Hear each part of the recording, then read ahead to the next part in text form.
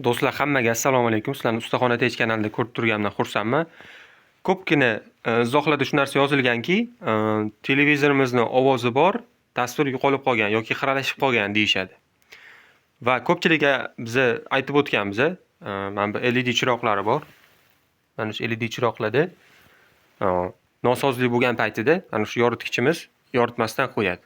Mana ushbu televizorimiz hozir Samsung 43 li televizor hisoblanadi. Mana shunga hozir uchala mana bunaqa yangi chiroqlardan yangi qo'yib oldik. Do'stlar, 3 qator joylashgan ekan mana. Mana shundan hozir mana ko'rib turganingizdek yangi qo'yilgan. Agarda sizlarda ham shunaqa holat bo'lsa, ko'p aksar holatlarda mana shu chiroqlarda nosozlik kuzatiladi. Bu chiroqlar bir-biriga bog'liq, ya'ni bir orada birontasi kuygan bo'lsa ham, umuman hech qaysi yonmaslik ehtimoli katta.